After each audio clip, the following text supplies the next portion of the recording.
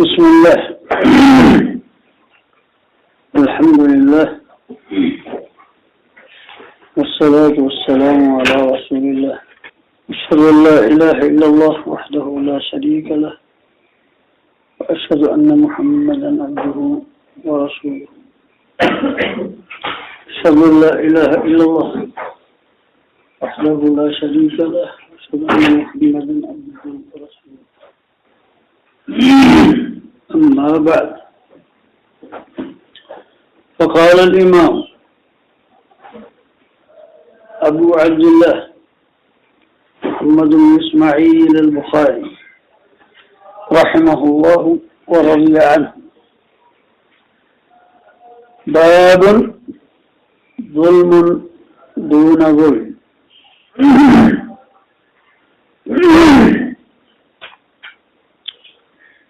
حدثنا أبو الوليد قال حدثنا شعبة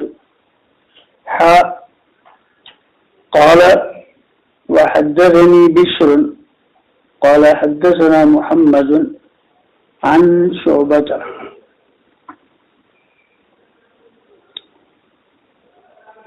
عن سليمان عن إبراهيم عن علقمة عن عبد الله قال لما نزلت الذين آمنوا ولم يلبسوا إيمانهم بظلم أولئك لهم الأمن قال أصحاب رسول الله صلى الله عليه وسلم أينا لم يظلم فأنزل الله إن الشرك لظلم عظيم.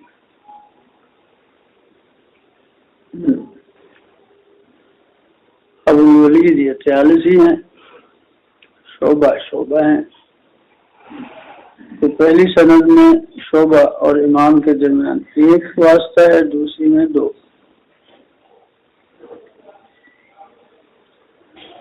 پھر آگے سند متفق ہوتی ہے. عن سلیمان تیمی ہوں گے، یہ ابراہیم بھی تیمی ہے. عن علقمہ عن عبداللہ. تو یہ تین تابعی ہیں، سلیمان، ابراہیم اور علقمہ. روایت التابعی عن تابعی. عن عبداللہ، کون سے عبداللہ ہوں گے یہ؟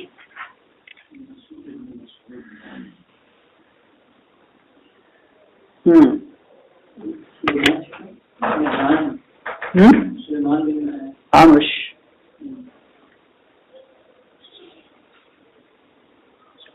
تو علقمہ جہاں بھی ہوگا نا، اس کے بعد عبداللہ، جس سے مراد عبداللہ ابن مسعود ہوتے ہیں.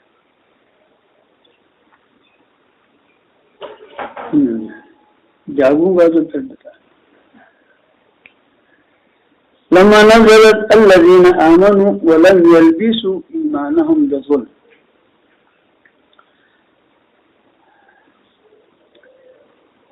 لبس يلبس اور لبس يلبس. لبس يلبس کا معنی ہوتا ہے خلط ملط کرنا. لبس اسی سے ہوتا ہے. ولا تلبسوا الحق بالباطل وتكتمون الحق وأنتم تعلمون. وہ ہوتا ملانا. اور جب لبس یلبس اس کا مطلب ہوتا ہے پہننا، لباس ہے جسے، اور اس کا مصدر لبس آتا ہے، اسی سے تلبیس ہوتی ہے، خلط ملط کر دینا.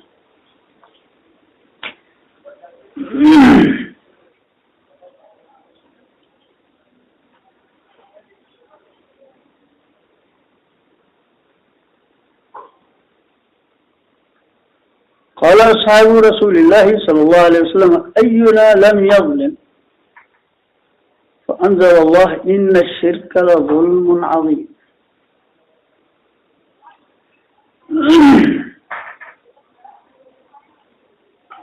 اب یہ لم یلبسوا ایمانہم بظلم،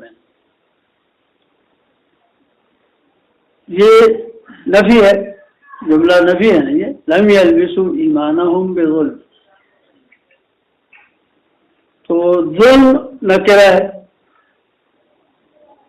اور نکرہ فی سیاق النفی تعم، کہ عام ہوتا ہے. قاعدہ نہیں ہے کہ نکرہ جب سیاق نفی میں آئے گا، هل یراکم منکم من احد، تو یہ جو تنکیر ہوگی یہ نکرہ عام ہو جاتا ہے.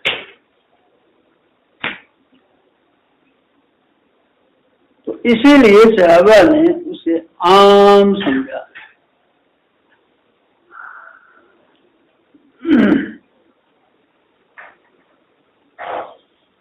جبکہ یہ جو تنوین ہے نا یہ تعظیم کی ہے، اس سے خاص ظلم مراد ہے. آیت کا سیاق یہ بتاتا ہے نا جی. کل بھی آپ نے آپ کو بتایا تھا، سورہ انعام کی آیت ہے یہ. وَكَيْفَ أَخَافُ مَا أَشْرَكْتُمْ وَلَا تَخَافُونَ أَنَّكُمْ أَشْرَكْتُمْ بِاللَّهِ مَا لَمْ يُنَزِّلْ بِهِ عَلَيْكُمْ سُلْطَانًا فَأَيُّ الْفَرِيقَيْنِ أَحَقُّ بِالْأَمْنِ إِن كُنتُمْ تَعْلَمُونَ الَّذِينَ آمَنُوا وَلَمْ يَلْبِسُوا إِيمَانَهُمْ بِظُلْمٍ أُولَئِكَ لَهُمُ الْأَمْنُ وَهُمْ مُهْتَدُونَ. تو یہ استدلال ہے امام بخاری کا.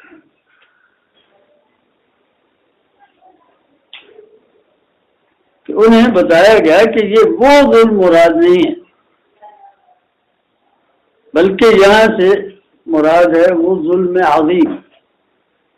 یہ تنکیر تنوین جو ہے یہ تعظیم کی ہے.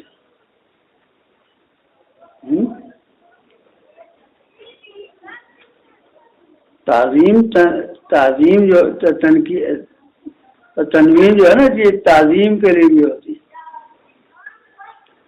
تعظیم کے بہت سے طریقے ہیں. کبھی تصغیر بھی تعظیم کے لیے ہوتی ہے، لفظ میں تصغیر ہوتی ہے اور مراد اس سے تعظیم ہوتی ہے. کبھی جمع لائی جاتی جی.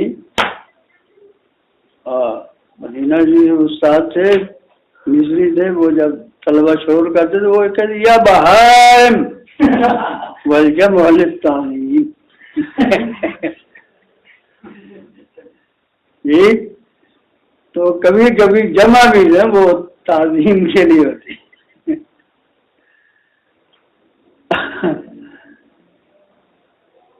تو اور ساتھ ہی آگے یعنی یہ جو کہا نا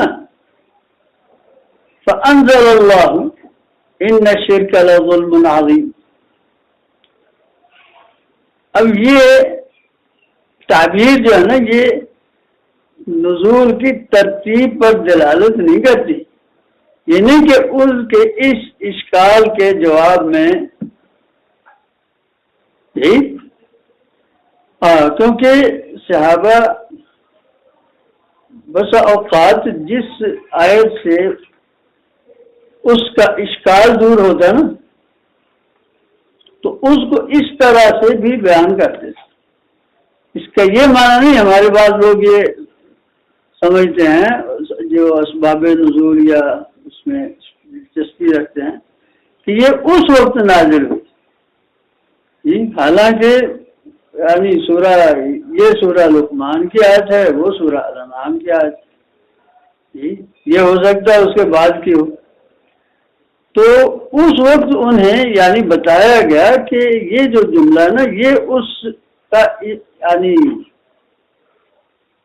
جواب ہے، اشکال ہے، اشکال کا ازالہ ہے. یہ یہاں جو سوال پیدا ہوتا ہے نا اس کا جواب اس میں ہے.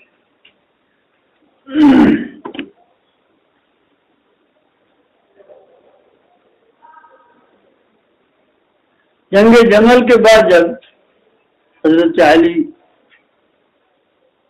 ان کا ہاتھ اوپر رہا، حضرت طلحہ، حضرت زبیر جیسے عظیم لوگ اس میں قتل ہوئے،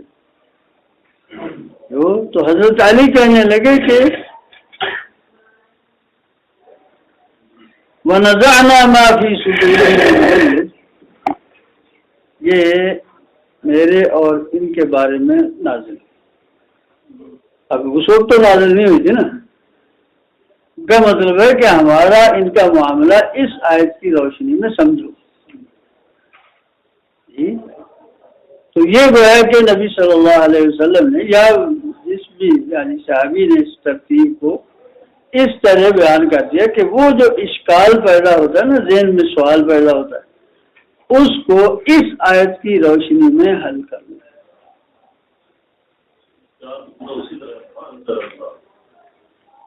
اور یہی کہہ رہے ہیں نا، انزل اللہ، یہ ہوتا ہے نا کہ بسا اوقات یہ ہوتا ہے کہ نبی صلی اللہ علیہ وسلم اس وقت اس آیت کی تلاوت کرتے ہیں، تو اس کو گویا کہ ایک اور نزول سے تشبیہ دے دی گئی. اور یہ بھی ہو سکتا ہے کہ نبی صلی اللہ علیہ وسلم پر جب وحی ہوئی کہ اس کا جواب یا اس شبہ کا ازالہ اس آیت میں ہے، تو یہ انذار ہی ہوا نا. ہاں، تو ایک دفعہ تو ویسے اتری اور ایک دفعہ یہ بھی ایک تعبیر ہے یہ، لیکن اس سے تاریخی واقعات اس سے آپ اس کی تاریخ نہیں مرتب کرتے. اس کا معنی وہی ہے جو معلوم ہے نا کہ نبی صلی اللہ علیہ وسلم کی وفات پر جب انہوں نے حضرت ابو بکر نے پڑھی وما محمد الا رسول، یہ تو کتنے صحابہ کہتے ہیں ہمیں معلوم ہوا کہ جیسے اب نازل ہوئی. یاد تو ان کو پہلے بھی تھی. یہ جو اب یعنی چھوٹی سی بات ہے، اس میں الفوز الکبیر میں اسے اپنے ذہنوں میں تازہ کر لیں. بہت نفیس بات ہے وہ. تو وہ یہی کہتے ہیں کہ جب نبی صلی اللہ علیہ وسلم کو بتایا جاتا ہے کہ فلاں آیت میں اس کا ازالہ ہے، تو وہ گویا پھر سے نازل ہو رہی. نازل تو پہلے سے ہے.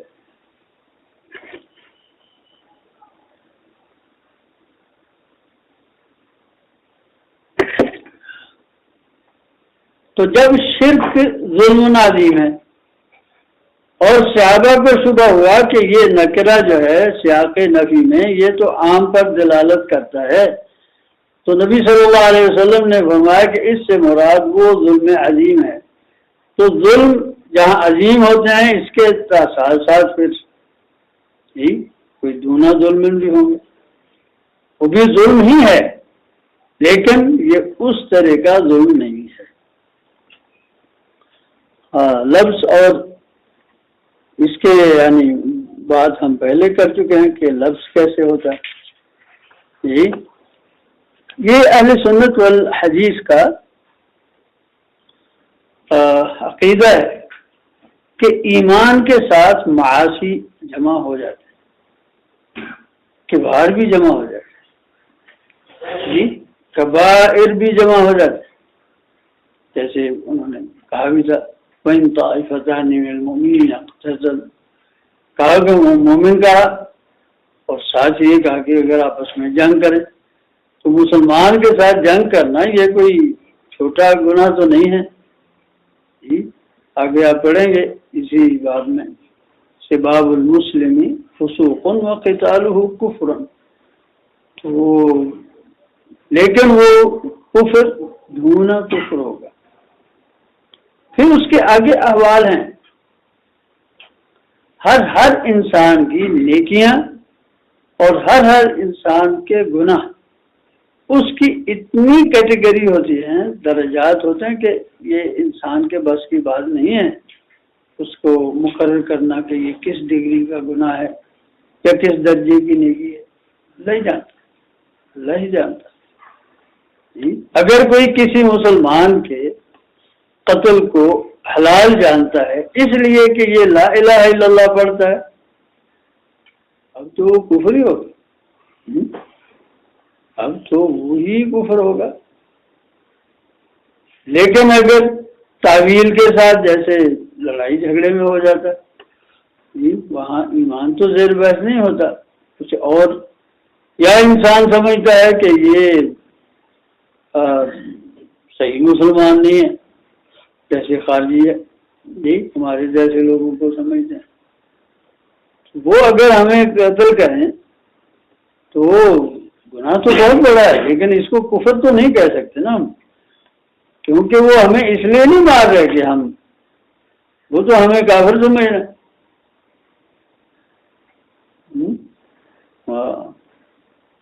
اسی لیے جنگ نہروان کے بعد جب حضرت علی نے خارجیوں کا بڑا مار کا ہوا نا، اس میں خوب کلا کما کیا ان کا، تو ان کی نماز جنازہ بھی پڑھا. وہ اسی پر وہ ان کے اصحاب جو تھے وہ پریشان ہوئے کہ ایک طرف ہم ان سے جنگ کر رہے ہیں، وہ آپ کو کافر کہہ رہے ہیں. کیا یہی انہوں نے کہا من الکفر فر، یہ تو بیچارے کفر سے بھاگے ہوئے یہاں پہنچ گئے، گمراہ ہو گئے. یہی تو گمراہی اور چیز ہے، کفر اور چیز. تو اگر مسلمان کو اس لیے مارے کہ یہ مسلمان ہے اس لیے تو، لیکن اگر کوئی ہمیں مسلمان نہیں سمجھتا،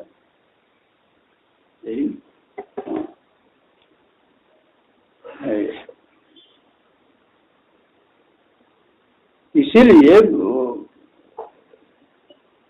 مولانا اشرف علی تھانوی نے ایک جگہ بڑی کام کی بات لکھی کہ یہ وہ لوگ جو ہمیں کہتے ہیں کہ یہ گستاخ ہیں، وہ تو اللہ کے رسول صلی اللہ علیہ وسلم محبت میں ایسا کرتے ہیں نا، وہ سمجھتے ہیں کہ یہ ان کو اتنا درجہ نہیں دیتے. ان کی غلط فہمی ہے.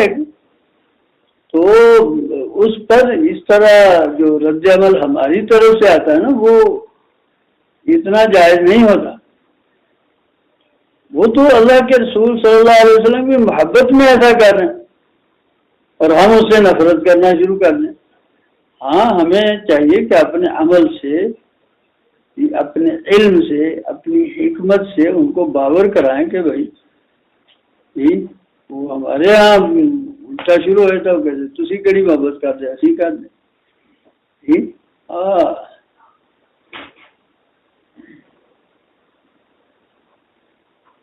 اگر فریقین اس قسم کے فی الواقع اللہ اور اس کے رسول صلی اللہ علیہ وسلم سے محبت کرتے ہیں تو پھر ان میں جو اختلاف ہوتا ہے نا یا جنگ ہوتی ہے وہ اس نوعیت کو نہیں پہنچتی.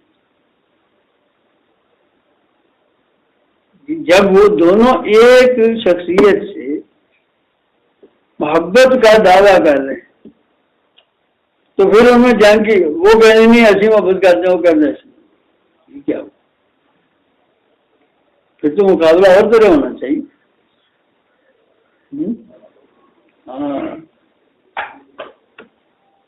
فارسی کا شعر ہے نا، محبت چوں گواہ گردت رقابت ارم خیزت، بطوفے شمع پروانہ با پروانہ میں حفاظت. کہ جب محبت درست ہو اور جوان ہو نا، پھر درمیان میں رقابت نہیں ہوتی،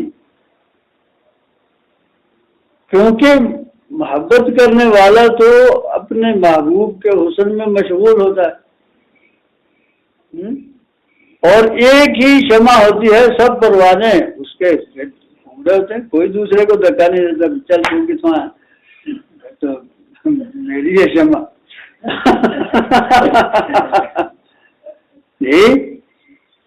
محبت چوں جواں گردد رقابت عزم آخر بطوف شمع ہے پروانہ با پروانہ مثال.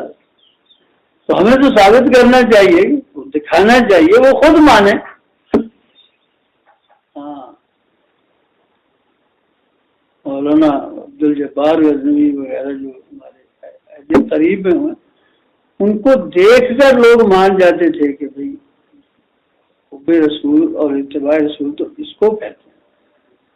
یہ صرف دیکھ کر ان کو لوگ، کتنے لوگ تھے جو صرف ان کو دیکھ کر اہل حدیث ہو گئے.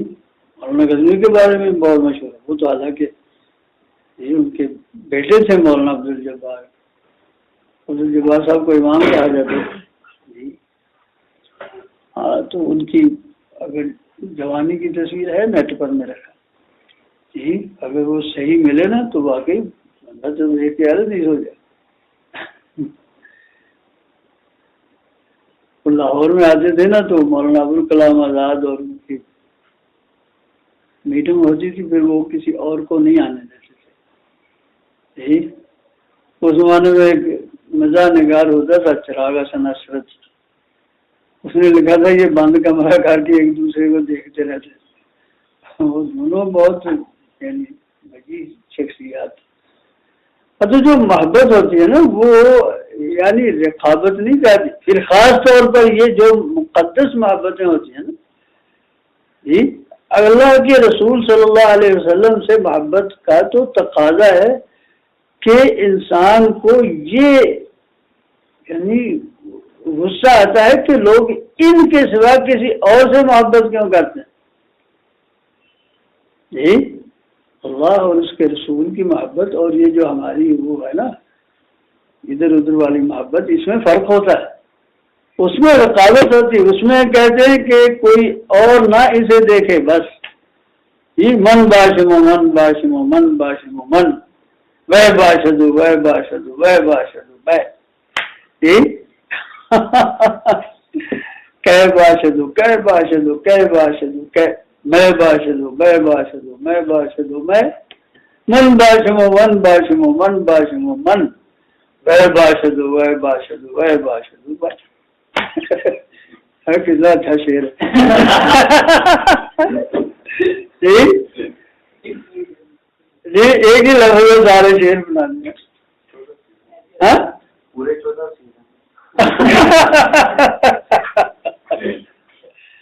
جی کیا باشدو کیا ہونا چاہیے کیا ہونا چاہیے کیا ہونا چاہیے وہ باشدو وہ باشدو وہ ہونا چاہیے جی.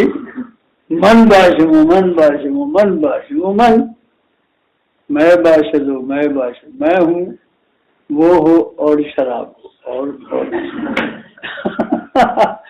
ٹھیک. تو یہ وہ محبت ہے نا. لیکن جو اصلی محبت ہے اللہ اور اس کے رسول صلی اللہ علیہ وسلم، اس میں یہ ہوتا ہے کہ لوگ یہ اس محبوب حقیقی کو چھوڑ کر کسی اور سے محبت کیوں کرتے ہیں جی. ہاں کہ سب لوگوں کو چاہتے کہ ادھر دیکھو جی تم آمک ہو جو کسی اور کو دیکھے. تو یہ تو بالکل سودا ہی الگ ہے. تو ہم نے اس کو بھی اس طرح کے بنا لیا کہ بس ہمیں محبت ہے، نہیں آپ کو محبت نہیں. ہاں تو یہ نہیں ہوتی. اگر محبت حقیقی ہو سچی ہو نا تو یہ مسائل پیدا نہیں ہوتے.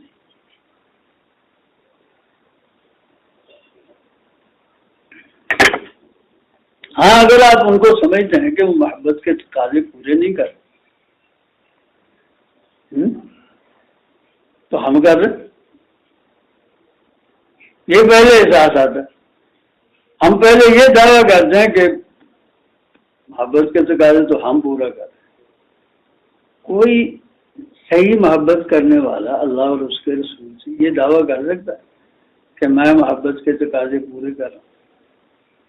اب بتانے چاہیے، اپنے آپ کو بھی مخاطب کرے، ان کو بھی، پھر خود بخود جو ہے نا وہ مسئلہ سلجھ سکتا ہے. آج ہم تو یہی کہتے ہیں بھائی مسائل نا سلجھانے چاہیے، الجھانے نہیں چاہیے۔ جب تنازع ہو جاتا ہے پھر اصل مسئلہ بالکل وہ بس منظر میں چلا جاتا ہے۔ جیسے مسئلہ کشمیر اب بر صغیر میں کہاں ہے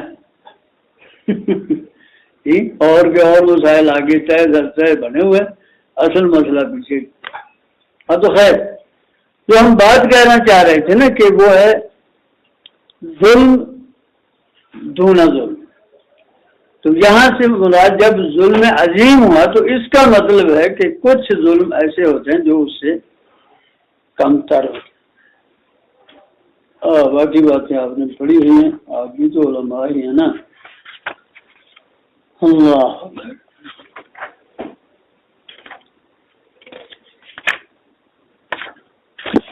اب اس میں ایک دلچسپ مبحث ہے کہ جب ایمان ایک طرف ہو،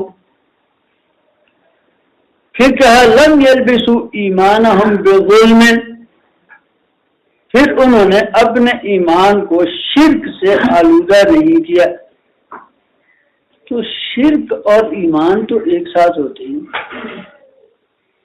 ٹھیک؟ جہاں شرک ہو وہاں ایمان نہیں ہوتا، جہاں ایمان ہو وہاں شرک نہیں ہوتا۔ تو پھر اس کا مطلب کیا ہوا؟ یعنی وہ پہلا مسئلہ تو وہ ہو گیا نا، جو پتہ نہیں ہوا یا نہیں ہوا، کہ الذین آمنوا ولم یلبسوا ایمانہم بظلم، کہ ایمان لائے اور پھر اپنے ایمان میں شرک کی ملاوٹ نہیں کی۔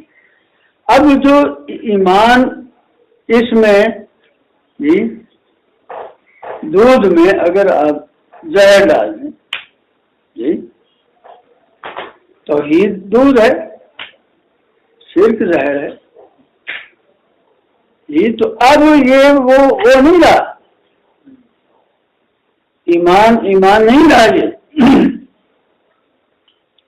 انہوں نے اس میں آمیزش کر دی ہے۔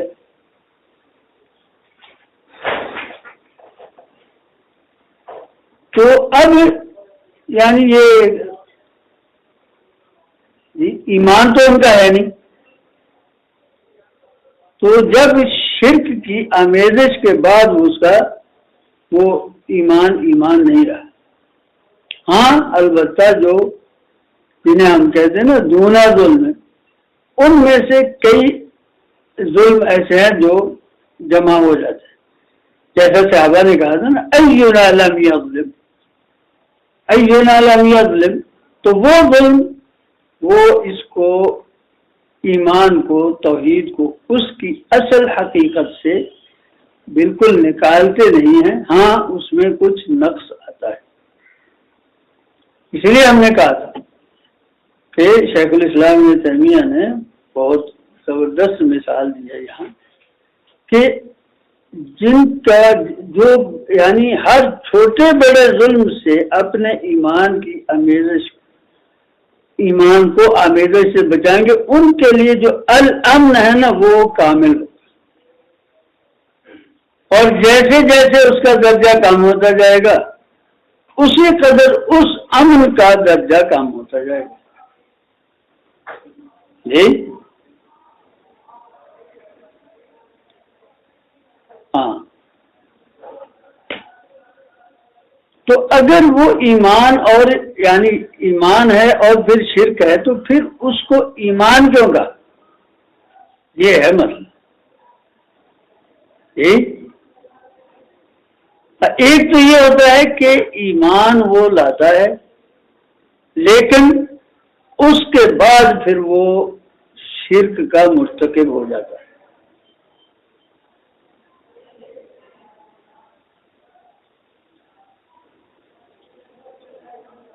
جی حدیث ہے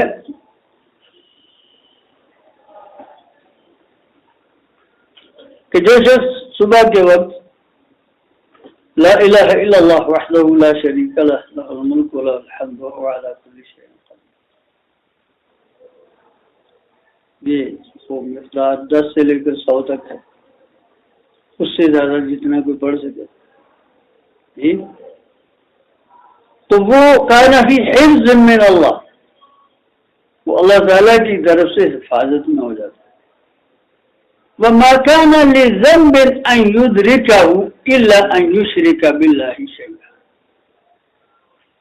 اب کوئی گناہ اس کو یعنی پا نہیں سکتا، پانے کا مطلب ہے کہ اس کو ہلاک نہیں کر سکتا، الا ان یشرک باللہ، جی ہاں اگر شرک کرے گا تو یہ ختم، یہ اس کا منافی ہو گیا۔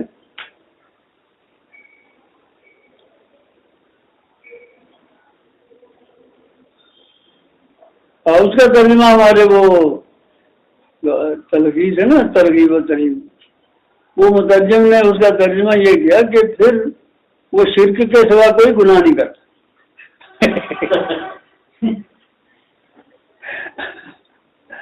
معنی اس کا یہ ہے کہ شرک نہ کرے، اس کے علاوہ کوئی گناہ اس کو اس طرح کا نقصان نہیں پہنچا سکتا کہ اس کو ہلاک ہی کر دے جی، وہ کہتے وہ شرک کے سوا کوئی گناہ نہیں، ہاں سیدھا شرک ہی کرتا ہے وہ نہیں کچھ جی، بڑے بڑے اس لیے آپ سے ہم کہیں گے کہ ترجموں کا اعتماد نہیں کرنا چاہیے، ترجمہ وہ نا بالکل عوام آدمی عوام کے لیے ہوتا ہے، ان کو بھی ذرا ہاں، لیکن ترجموں کو بھی سوچنا بھی عوام کو ہم نے یہ پڑھانا جی، وہ پھر بیچارے پریشان ہوتے۔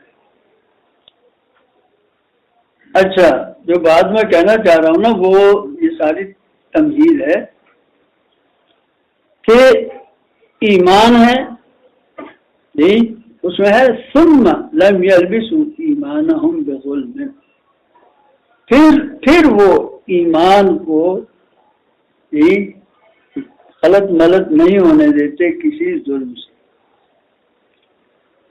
تو اس کا ایک مطلب تو یہ ہوا نا کہ یہاں مراد ظلم سے شرک ہے، اور ایک ہے کہ ظلم دونا ظلم ہے، اور یہ جو دوسرا ظلم ہے جب وہ ایمان کے ساتھ اس طرح خلط ملط ہو جائے تو پھر وہ ایمان تو نہ رہا نا جو کامل ایمان کا کامل امن کا متقاضی، اولئک لہم الامن، کہ ایمان بھی ہے اور ظلم بھی ہے۔ تو جب اس کے ایمان کے ساتھ ساتھ کچھ ظلم کا ارتکاب بھی کرتا ہے تو اب گویا کہ اس میں دو چیزیں جمع ہیں، اعتقادی طور پر وہ مومن ہے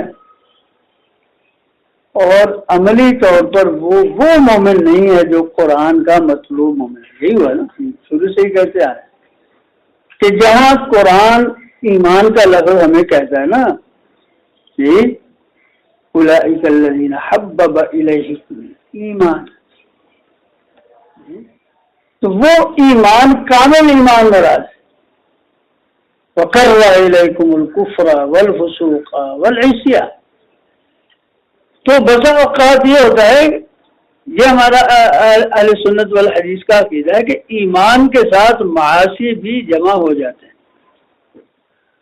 تو جب ایمان کے ساتھ معاصی جمع ہو تو یہ ناراض نہ ہونا، ہم سب ہیں یہ، تو وہ پھر ایک طرح کا نفاق ہوتا ہے۔ ایمان کے ساتھ جب ہم ایمان کا دعویٰ بھی کرتے ہیں اور ساتھ ساتھ ہم گناہ بھی کرتے ہیں تو یہ ایک طرح کا نفاق ہوتا ہے۔ اگر وہ گناہ اصل ایمان تک پہنچتا ہے کہ تصدیق میں نقص یا اس کے نہ ہونے کی وجہ سے پھر تو وہ پارٹی بدلی نہیں، وہ دو منافقین میں سے فی الدرک الاسفل من النار۔ لیکن اگر وہ ایمان کے ساتھ معاصی کا مرتکب ہوتا ہے تو پھر اس میں نفاق ہے، نفاق کی علامات ہیں، نفاق نہیں ہے، وہ نفاق نہیں۔ جی کوئی بات سمجھ میں آ رہی ہے؟ اب دیکھو امام صاحب کی ایک کاریگری کہ وہ بیان کرنے کے بعد اب باب آ رہا ہے، باب علامات النفاق۔ یہ کیسا موڑ موڑا ہے انہیں؟ جی ایمان لم یلبسوا ایمانہم بظلم، اور یہ جو ہوتا ہے نا یہ ایمان کے بعد آتا ہے۔ ایک طرف ایمان ہوتا ہے، پھر اس کے بعد اس میں کہیں کہیں وَلَا تَكُونُوا كَالَّذِينَ ایسے اوتوا الکتاب آتیناہم الکتاب ثم قست قلوبہم فطال علیہم الامد فقست قلوبہم۔ جیسے جیسے وہ راستہ وقت گزرتا جاتا ہے، ایمان کی گرپ جو ہوتی وہ جوش ماند پڑتا جاتا ہے اور معاشی وہاں دستے چلے جاتے۔ اس لیے کہتے ہیں نا چاول جو پرانے ہوتے ہیں وہ اچھے ہوتے تھے، بھابی جو پرانے ہوتے ہیں گلتے جاتے۔ جی ہاں تو آلو نہ بنو، چاول بنو۔ جی کہ جس قدر مدت گزرے اسی قدر اس میں اور پختگی آتی ہے۔ تو ایمان پر طاری ہوتے ہیں نفاق، ایمان پر علامات نفاق طاری ہوتی ہیں، اور اگر یہ بیماریاں بالکل سرطان کی طرح پورے جسم کو اپنے لپیٹ میں خالص یعنی لے لیں تو پھر وہ خالص نفاق ہو جاتا ہے۔ وگرنہ ایمان اور جیسے ایک آدمی ہے یہ صحت مند ہے، اس میں بیماری کی کچھ علامات پائی جاتی ہیں، یہ بخار ہو گیا، یہ نزلہ ہو گیا، یہ زکام ہو گیا، اس سے بھی اللہ تعالیٰ سب کو عافیت میں رکھے۔ لیکن اس کو ہم یہ نہیں کہتے کہ یہ اب اس کی زندگی ختم ہو گئی، لیکن پھر ایک موقع ایسا آتا ہے۔ ہاں تو ان احادیث کو سمجھنے کے لیے نا یہ تفصیل مد نظر رکھیں۔ منافقین کے بارے میں بھی قرآن یہی کہتا ہے، ذالک بأنہم آمنوا ثم کفروا، ایمان لائے نہ پہلے، ذالک بأنہم آمنوا ثم کفروا فطبع علی قلوبہم فہم لا یفقہون، ایمان لانے کے بعد پھر وہ کفر کے راستے پر چل نکلے۔ تو اسی طرح کچھ تو ہوتے ہیں جو ایمان لانے کے بعد خالص کفر کی طرف چل نکلے، اور کچھ وہ ہوتے ہیں جن میں معاشی ڈر آتے ہیں، وہ بھی علامات ہیں نفاق کی۔ اس لیے یہ باب باندھا علامات النفاق۔ جی ہمارے بعض نسخوں میں علامت النفاق ہے اور بعض میں علامات النفاق۔ جی ترجیح ہم تو علامات النفاق کو دیں گے۔ جی یہ الگ الگ یہ چیزیں علامات ہیں نفاق کی۔ اگر علامت النفاق ہے نا پھر اس سے معنی یعنی تھوڑا سا بدلتا ہے۔ اگر مفرد پڑھیں گے تو پھر اس کا مطلب یہ کہ تینوں چیزیں جمع، جو آگے بیان ہوئی نا، تینوں چیزیں جمع ہوں تو پھر نفاق کی علامت بنے۔ یہ تو صحیح نہیں ہے نا کہ تینوں چیزیں جمع ہوں گی تو پھر نفاق نہیں، ان میں سے ہر ایک نفاق کی علامت۔ لیکن اب یہ نہیں ہم کہیں گے کہ جب کوئی شخص یہ جھوٹ بولتا ہے ہمارا مسئلہ یہاں خراب ہوتا ہے، اپنے جھوٹ تو ہمیں نظر نہیں آتا، دوسرے کا جھوٹ جب کہیں نظر آتا ہم من كن فيه كان منافقا خالصا اذا حدث كذب، اس نے جھوٹ بولا ہے اس لیے منافق خالص۔ فتویٰ لگانے میں ہم بہت تیز ہیں، اتنی تیزی ہمیں اپنے آپ پر اپنے حساب میں لگانی چاہیے. اسی لیے لوگ کہا کرتے تھے کہ آدمی کو اپنے لیے خارجی ہونا چاہیے، دوسروں کے لیے مرجی ہونا چاہیے. اپنے لیے خارجی بن جاؤ، اپنی ذات کے آتا ہے، لیکن دوسروں کے لیے مرجی. کہ لا الہ الا اللہ پڑھتا ہے بخشا جائے گا. ہم آپ اس کے الٹ ہوتے ہیں، اپنے لیے تو ہم مرجی ہوتے ہیں، دوسروں کے لیے خارجی بن جاتے ہیں. تو دیکھیں امام صاحب کی یہ کتنا لطیف انہوں نے یہ موڑ کیسا زبردست موڑا ہے. اب یہاں کا باب علامات النفاق. جی اللہ اکبر.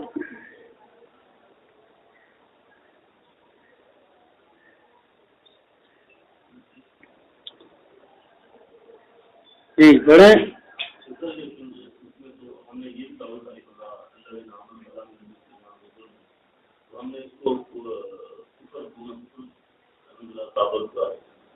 ظلم دونہ ظلم کفر دونہ کفر، یعنی ہر کفر مخرج عن الملہ نہیں ہوتا.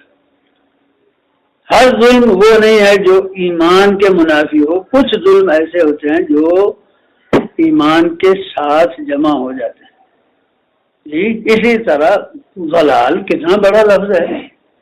جی غیر المغضوب علیہم ولا الضالین.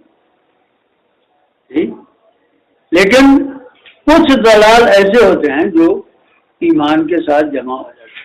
اسی آپ صحیح بخاری میں پڑھیں گے انشاءاللہ.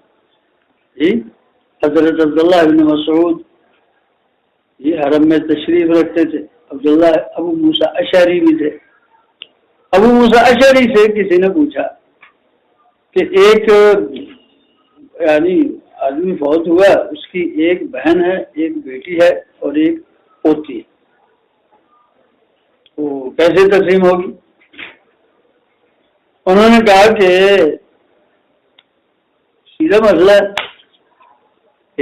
ادھا بیٹی دا ادھا بہن دا. بنت ابن ہے وہ ہارون، کہ اس کا بھی قرآن میں ہے کہ فلاح النصف، اس کا بھی ہے فلاح النصف.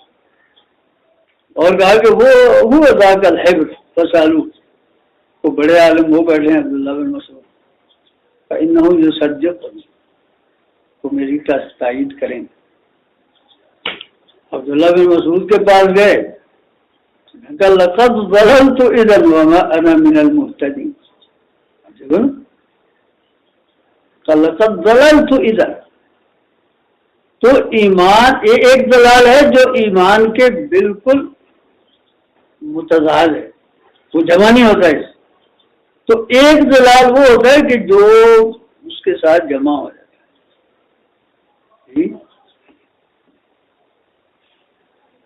تو صحیح مسلم کے مقدمے میں آپ نے پڑھا حضرت ابن عباس کے پاس وہ حضرت علی کے اقوال لائے گئے. وہ شیعہ بڑی غلط ملت کرتے تھے، کافی بڑی ذخیرہ تھا. تو حضرت ابن عباس ان کو پھاڑتے گئے، دھوتے گئے، ضائع کرتے گئے، اور کئی جگہ پر کہتے ما قضا به علی الا ان یکون قد ضل.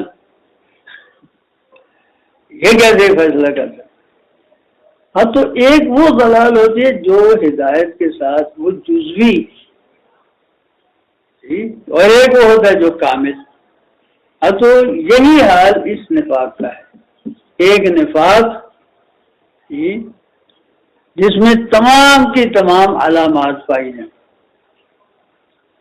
پھر بھی ہم ان کو یہ کہیں گے کہ یہ علامات ہیں نفاق.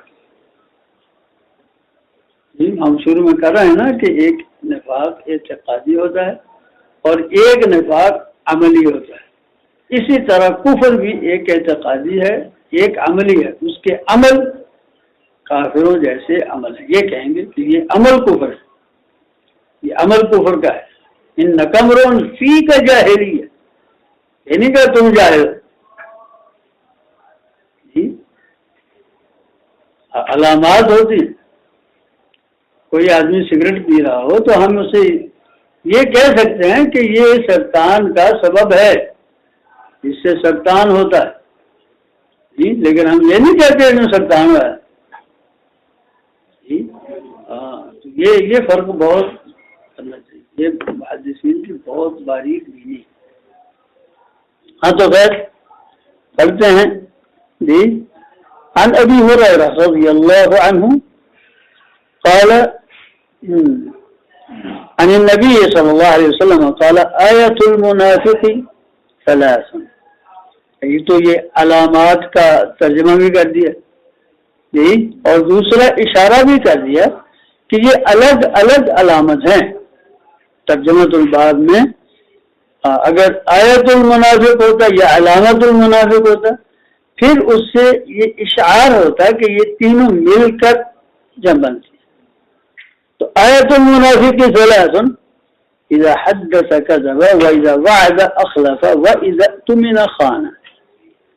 تو اب کوئی جھوٹ بولتے ہم اسے کہیں کہ یہ منافق ہو، کوئی خیانت کرتے ہم کہیں یہ تو منافق ہو، یہ نہیں ہوگا۔ ہم یہ کہیں گے یہ نفاق کی علامات ہیں، یخشع علیہ، کہ کہیں بڑھتے بڑھتے خالص ہی نہ ہو جائے۔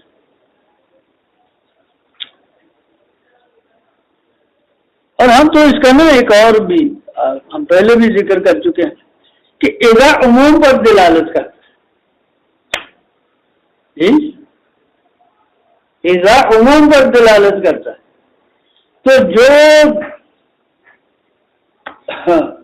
اذا حدث کذب، جب بات کرتا ہے جھوٹ ہی بولتا ہے، تو یہ تو منافق ہی ہوگا نا۔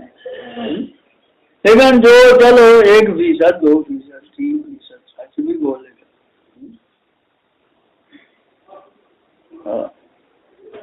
ہمارے ایک دوست ہوتے تھے، ہم انہیں کہا کرتے تھے یار تو سال ایک سچ بول رہا میں تو وہ آج بول دو۔ تو بعض ہوتے ہیں جو سالانہ 1-2 سچ بھی بول لیتے ہیں، تو وہ اذا حدث میں تو نہیں آئے گا نا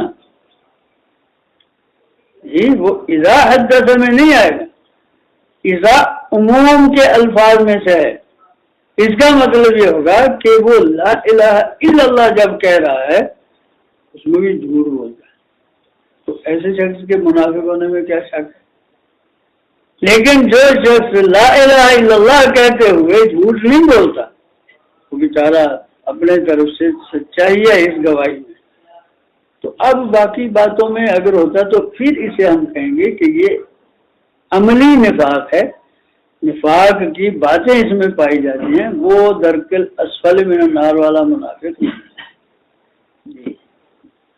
تو اسی طرح باقی باتیں جی، وَإِذَا وَعَدَ أَخْلَفَ وَإِذَا اؤْتُمِنَ خَانَ۔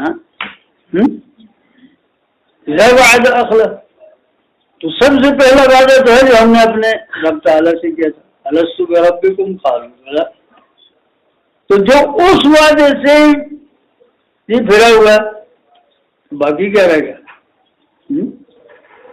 ہاں تو وہ ایک وہ ہوتا ہے کوئی چھوٹے موٹے، چلو میں 8.25 آ جائیں گے، 8.25 نہیں آ گے، 8.5 آ جائیں گے، تو آپ کہیں دیکھا وَإِذَا وَعَدَ إِنَّ الْمُنَافِقِينَ فِي الدَّرْكِ الْأَسْفَلِ مِنَ النَّارِ۔ ہاں تو یہ اس سے بچنا چاہیے۔ تو یہ جب سب چیزیں جمع ہو جائیں اور ان میں عموم ہو جائے کہ کسی جگہ پر وہ سچ بولتا نہیں، کسی جگہ پر وہ امانت ادا نہیں کرتا۔ امانت بھی دیکھو نا، سب سے بڑی امانت لا الہ الا اللہ ہے، سب سے بڑی امانت لا الہ الا اللہ ہے۔ تو اذا اؤتمن خان، امانت ہی ہے نا، ہم زبان سے لا الہ الا اللہ کہتے دل میں نہ ہو، والعیاذ باللہ، تو خیانت ہے نا یہ جی۔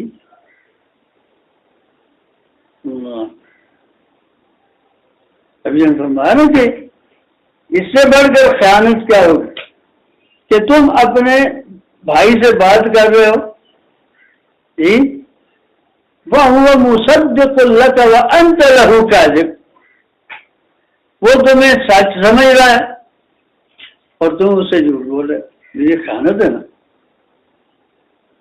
اب دیکھو یہ کہاں کہاں جاتی ہے بات. آدمی دکان پہ جاتا ہے کہ سالو جناب تو خالص کے ہو جائے وہ کہ جناب ایسا خالص صحیح بات سے تھوڑے ٹھیک وہ تو ڈبا کاٹ کے وہ اسے یہ سمجھ رہا ہے اور وہ پتہ نہیں کی دے دینا تو یہ خیانت ہے نا. ٹھیک ہاں تو اسی طرح جب اظہار میں عموم ہوگا. وعلیکم السلام. وہ جاتا تھا کہ ہم نکلے.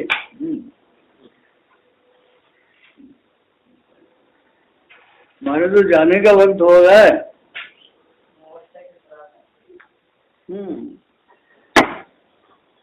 بس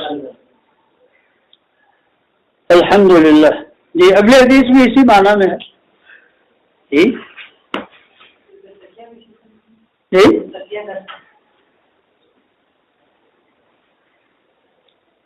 وہ دوسرا بات ہوا. وہ مسلمانوں کی ایک بکری مستقل قسم ہے.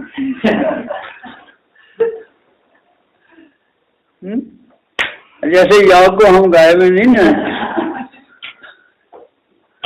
وہ بکری نسل ہے.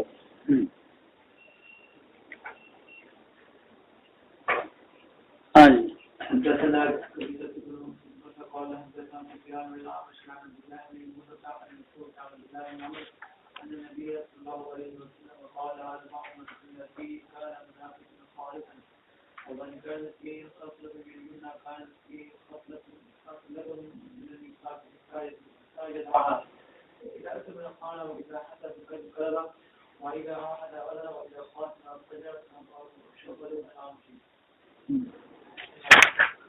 وہی حدیث ہے. اس میں 3 تھی اس میں 4 ہیں. ہاں تو اس میں کوئی تعارض نہیں ہے کیونکہ ایک تو کئی ایسے ہیں جو اسی میں داخل بھی ہو جاتی. جی ہاں اذا حدث كذب واذا عاهد غدر اور اس میں آگے واذا خاصم فجر. جی اور حدیث کے بعد طرق میں جو پہلی ہے نا کہ 3 ہے وہاں ہے من آیاتی ثلاث من آیات النفاق. تو اس کا مطلب اور بھی ہیں یہ بھی ان میں ہے تو اور بھی بہت سے ہوں گی. اس 4 میں بھی حاصل نہیں ہے لیکن یہ بڑی بڑی رؤوس جو ہوتی ہیں نا یہ رؤوس ہیں علامات النفاق. اب یہ بڑی علامتیں ان سب سے گریز کرنا چاہیے خاص طور پر فجور سے زبان اپنی بہت ستھری رکھنی چاہیے. تو یہاں یہ جو درمیان میں باب آ گئے نا یہ تھی استدراج جسے کہتے ہیں کہ درمیان میں کچھ اور باتیں بیان ہو گئی کہ وہ ایک مناسبت سے تو لفظ سے ایمان جو ہوا تھا نا بالکل اس مناسبت سے درمیان میں نفاق کا باعث باتیں آ گئی. تو بات تو پہلے جاری ہے نا ایمان کی.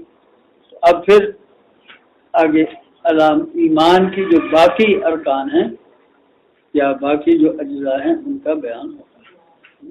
اس لیے آگے بابو قیام لیلۃ القدر من الایمان. اب یہ درمیان میں وہ منافقین کا تذکرہ جو ہے نا وہ استطرادن جسے کہتے ہیں وہ ایک مناسبت سے ذکر کیا گیا تھا. بیان تو ایمان کا ہو رہا ہے نا تو ایمان ہی کا بیان ہوگا انشاءاللہ. باللہ تو وجزاکم اللہ خیر.